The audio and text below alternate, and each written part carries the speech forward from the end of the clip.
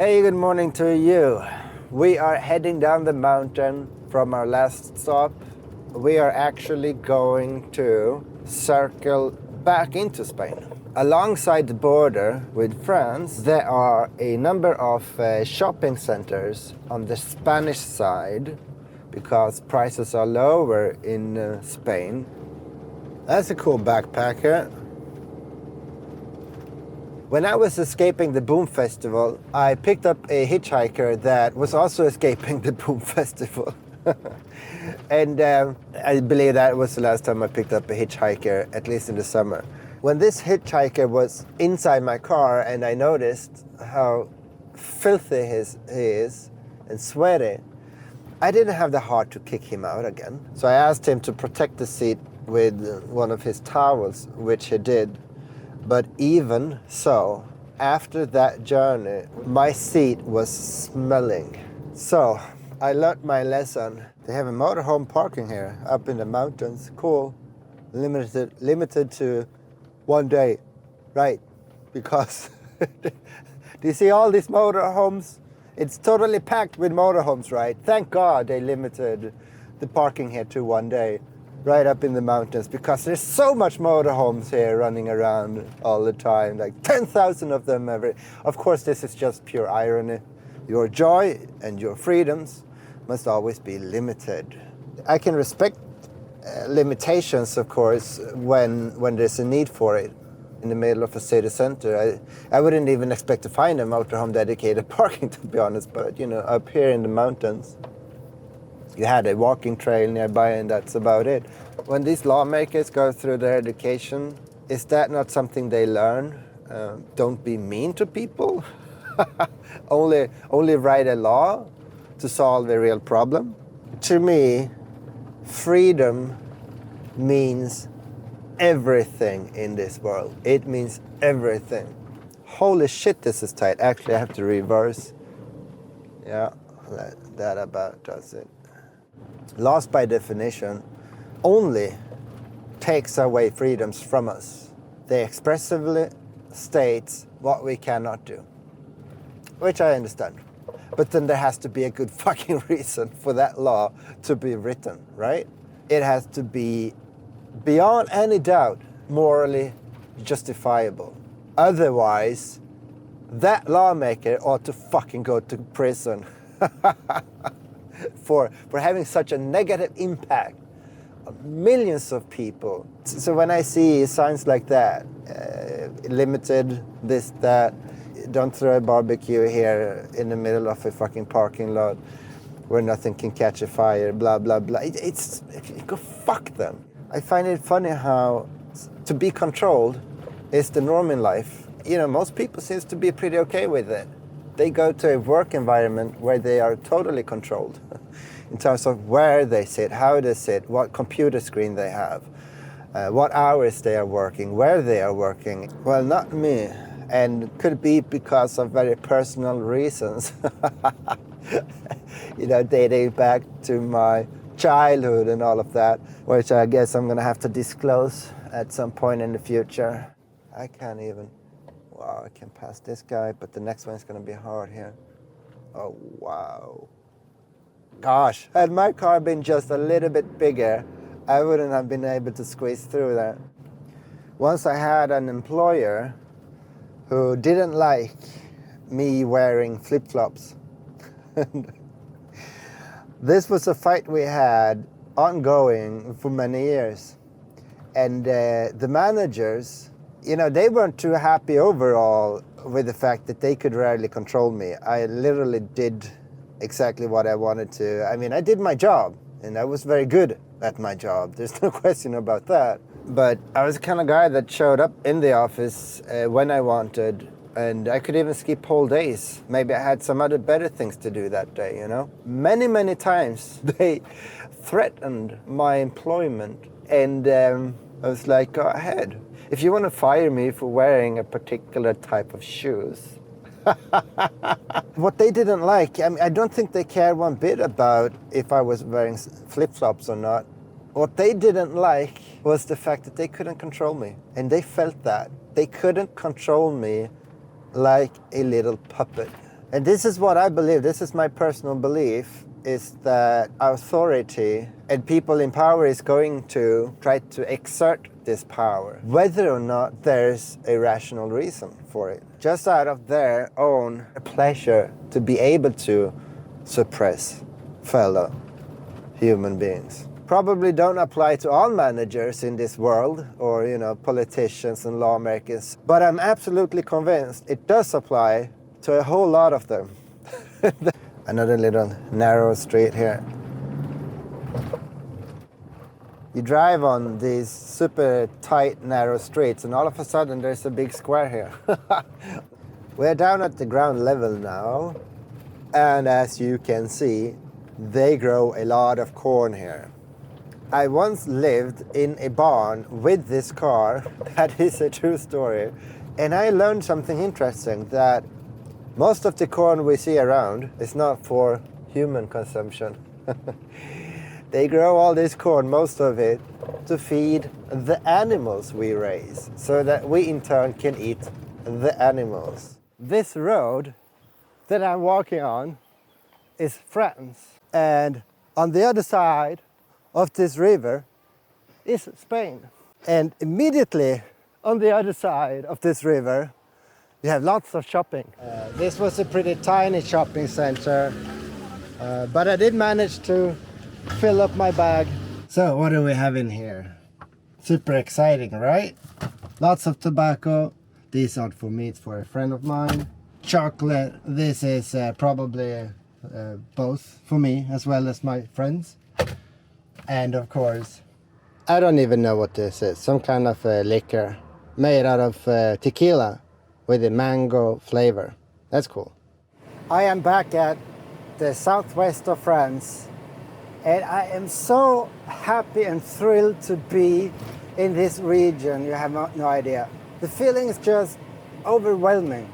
All the small villages and neighborhoods here are drop-dead gorgeous. I am so... It's like Christmas. I always get so fucking excited when I come back here. Love it. Wow. I can barely keep control of myself, to be honest. Exit the roundabout. This is high season, so the campsite is probably going to be pretty occupied. I am sitting here praying to God it's not full. If I can get into the campsite, I'm going to be the most happiest person alive. Please, dear God in heaven, save a spot for me. Wow. Wow. It is packed with people. One motorhome just got in. Please let there be one more spot available. No, he didn't get in. He's still stuck there. You have arrived. It's very late at night now, so there's not much light here. So sorry about that. And I look like shit because I was just out for a run in the woods over there. There's a paved trail that runs through the woods. Super cool. I am parked right now on a supermarket parking lot. The campground was full to the brink, so I couldn't get in, not today. And I had to resort to some parking lot van life. And this place is just loaded with trash all over. I actually like this. I think this is charming. I always wondered what supermarket parking lot van life is like. I've never been parked in a trash environment like this before, so today I'm finding out, and it works. There are more fancy locations where I could park nearby. I came here specifically because they have washing machines here. And so tomorrow morning I'm going to wash up everything in my car before going into the campground. Now I'm going to have a much needed shower, and I'll cut back to you tomorrow. I made it to the campground, and I have to go in under the awning because it's quite hot outside. There's the cat chilling. Hey, Barsky. He always talks, this cat. Getting into the campground wasn't the most pleasant experience this morning. I show up and I see 2 other cars already parked outside, and I immediately knew we were going to have troubles. I go to this group of people. They were Spanish and French, and I translate to them my story, which is that I spent most of the day yesterday waiting outside for a place to become available. Late at night, the police tell me I'm not allowed to sleep in my car outside of the campsite. They have this municipal decree that makes that illegal, and he told me if I don't leave, I will get a ticket. Specifically, even told me to go to the supermarket and spend the night there, which I did. But obviously, the people now waiting outside the camp, they came here very late yesterday or this morning. Regardless, I was sort of ahead of the queue. At least semantically or say morally, that is the case. I even told them, I specified, maybe this is a cultural thing. Maybe you disagree with me about what is the correct thing here. Then please share that opinion with me. My opinion is not by default superior or correct. But they didn't disagree on this. It was evident that I was here before they were. One guy falsely claimed he was there already at 6 o'clock last night. So I told him, no, you weren't. I was here at 6 o'clock, you weren't. And he said to me, yeah, I came later. So this conversation already started with him trying to tell me lies, and I knew this wasn't going to go well. I make it clear to these people that if we agree I was here before you, then the morally correct thing of you to do is to let me go in before you. They started to twist and feel uncomfortable because they are a group of people and I'm just one single guy that is, in this context, easy to suppress no matter what is the right thing to do.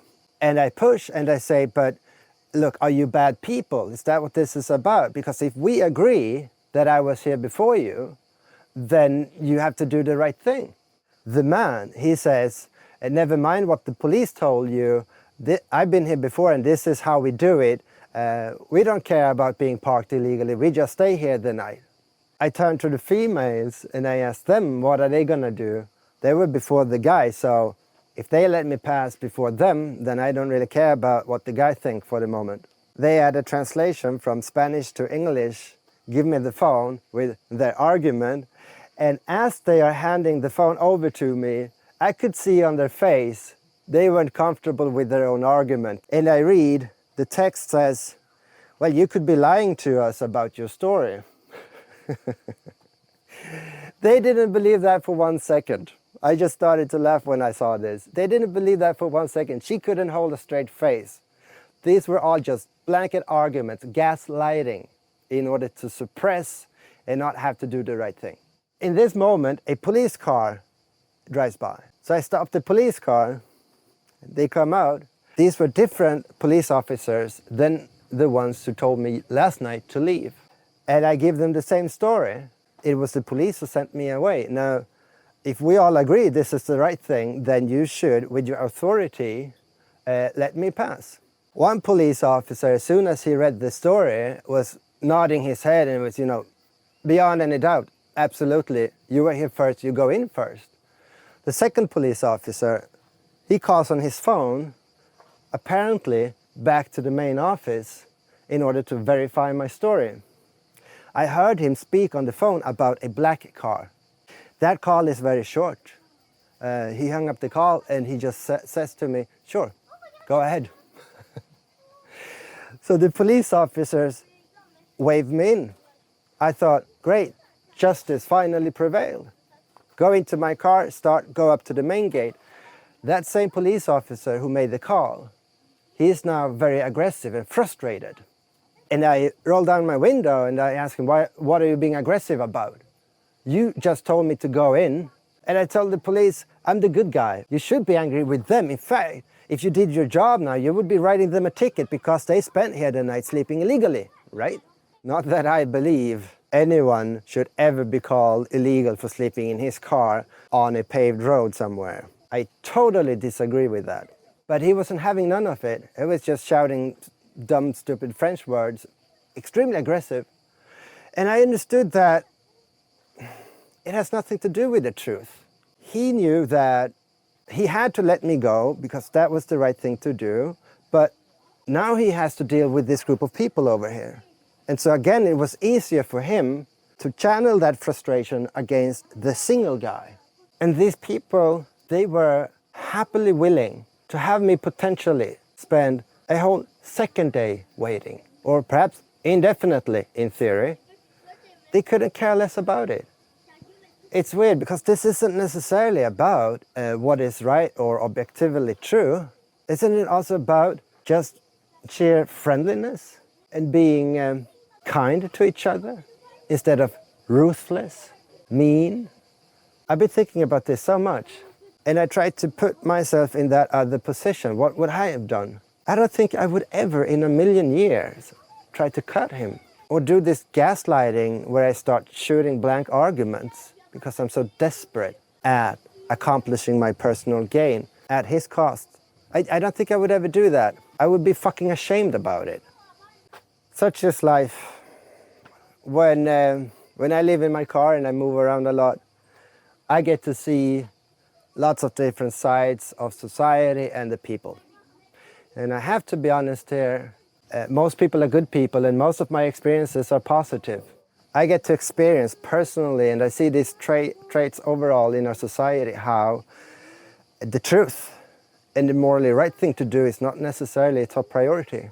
And if you're a part of a minority group, it's always easier to oppress the minority. Everyone got in. I couldn't find the Spanish women here, but the French guy, I found him, so I walked up to him because I really wanted to, I don't know, number one, make sure we can still be friends, although you just tried to shit on my face. So I invited him for a coffee. I said, I'm not holding a grudge against you. But I really also wanted to be assured that he's not just a genuinely bad guy. And I really wanted to tell him, I hope you are a good person. If in another context the situation was more dire, then I would like to know that this guy has some good in him and he would let justice and truth prevail. And this guy, he was so ashamed about it. You could see on his face, we were both inside the campground now, but he has to face me. He has to face the reality of what just happened. Gosh, that really made my day, instant karma when you have someone bad, now has to face up to it. He's parked right next to me basically, so he's gonna have to see my face every day. What do you think about all this? Do you disagree with me? I hope you do. That's always fruitful to have an open conversation about it. Please add a comment below and let me know what would you have done in this situation. I'm going to take it really chill here. I'm probably gonna stay in this cab for at least a week, maybe 2 weeks, I don't know. I guess you'll find out in the next video. Adios.